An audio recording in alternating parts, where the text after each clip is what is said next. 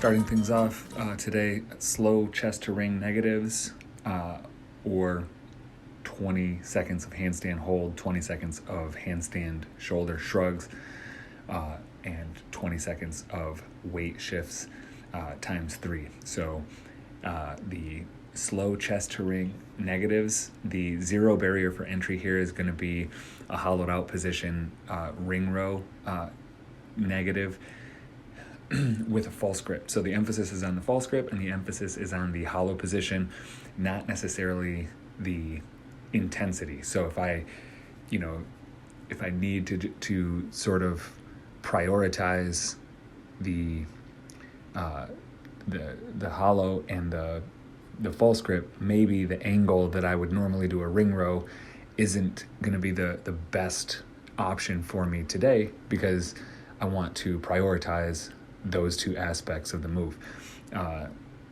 The sort of the end range here for the movement is going to be from the high rings. Getting to the chest to ring, I always sort of prefer a method that doesn't require you to do the chest to ring pull-up. Otherwise, we would just make them chest to ring pull-ups with slow negatives. I would like the emphasis to be on the false grip, on the hollow position still, and then also the slow controlled negative.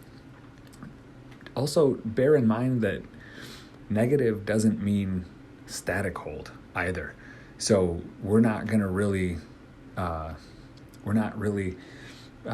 discovering anything new about our ability to maintain the false grip, or where our strengths or weaknesses, or maybe our biases at a particular range of motion on the muscle up is, if we hold the strongest position.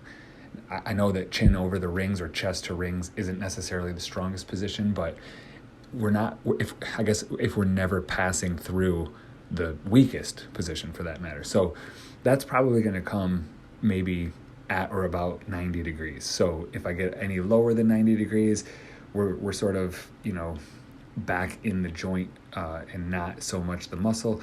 And then at the top, likewise, we can sort of lock the elbow into place and sort of lean heavily on the elbow itself, which is why when we go to pass through or turn over and we miss, that it puts a lot of torque on the elbow itself. But if I start to extend and I get to about 90 degrees, that's really where we start to discover some weakness, or it varies from person to person, but more often than not, that's where we start to see a rapid extension until we get back to like 160 degrees at the elbow. So try not to lock. It's not about locking yourself into place and locking the elbows and then just maintaining a static hold for 60 seconds. The goal is to get through a couple of lowers and to move as slowly but steadily as you can. So whatever pace you settle into, that's what you'd like to see all the way down. You could slow it down on the next one or speed it up on the next one, but you don't want to start off with a static hold and then just get to a point where you're shaking and then extend super slowly until you hit that weak point and then extend rapidly. On the handstand hold, it's handstand hold with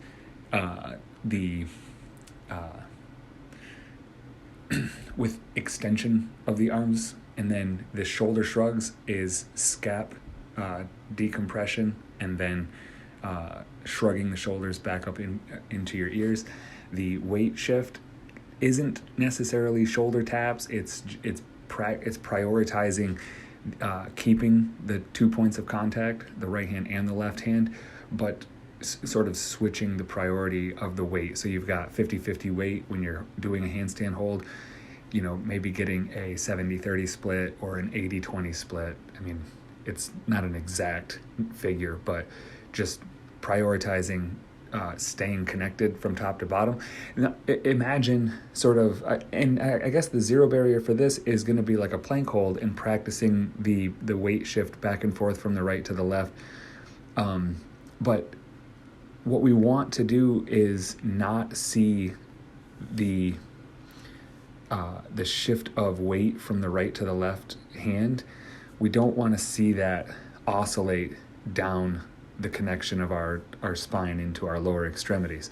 So particularly the hips, when we see like seal walks, when, we have to shift left to right, or when we see a handstand hold and we're shifting left to right, oftentimes we'll see an entire shift of our whole body go over the left. Even on pistols, the pistols would be the lower extremity version of this, where you see somebody take their entire body and sort of lean it heavily over the right side. Athletes that have proper mobility and proper strength and proper coordination for a pistol, or proper all of those for a seal walk or a handstand walk, you're not seeing that. So this is the opportunity or the time to focus on that. So if I'm in a plank, I can do the same thing. I can do a 20-second plank hold. I can do 20 seconds shoulder decompression, and then I can do 20 seconds of weight shift from a plank position. The Metcon has a lot of different, not options necessarily, but this can be pieced together anyhow, but it's still all going to get done. Okay, so first of all, we're starting a new round every 5 minutes times 6. So that's 30 minutes. That's the first thing to sort of clear the air with here. So every 5 minutes, we're starting a round. What a round looks like specifically is kind of up to you, but the next time it's going to look the exact opposite. So you have sort of free reign to piece it together the way that you imagine it would work best for you, but there's also some caveats to that as well. So I'll go through it the way that it's written, and then we'll unpack the ABC, and we'll unpack how you can maybe mix and match it a little bit better for you. So the original iteration of this is a 400-meter run, 25 wall ball shots, 6 strict muscle-ups. These are going to be on the rings, and that's going to be your C progression with a 20-pound ball or a 14-pound ball to a 10-foot target and a 400-meter run. Now, your A's, B's, and C's are sort of mapped out for you here. The A is always up to that, but the B and C are pretty rigid, but everything can be mixed and matched.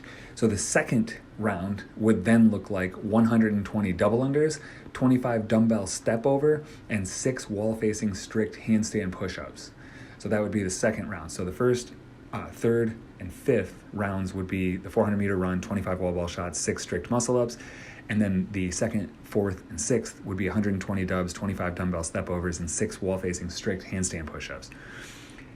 Now, again, the A, B, and C's, they're all sort of written out, and those the B and C specifically are the expectation for those. Now, if I want to go 20-pound med ball and I want to go strict pull-ups and I want to go ring push-ups, that would be a C progression, a B progression, and an A progression. I can do that if I need to. What I would prefer not to see is anything other than those options for B or C. So no strict banded handstand push-ups, no strict bar muscle ups. So we have some options: the ring rows, the strict pull-ups, or the strict muscle ups. Now those pull-ups should also be performed on the rings as well. So we have the high ring set for the strict muscle ups or the strict ring pull-ups, and then we have the low ring set for the ring push-ups, and then the mid rings set for ring rows. The strict handstand push-up option is a non-wall facing version. So if the strict or wall facing is something that you need a little bit more exposure to and you don't want to do it in the middle of this workout, then you can opt for a facing away from the wall strict handstand push-up. But box handstand push-ups or Z presses, sort of off the table. So under the ring push-up would be your standard variety push-up and knee push-up and other adjustments to be made there.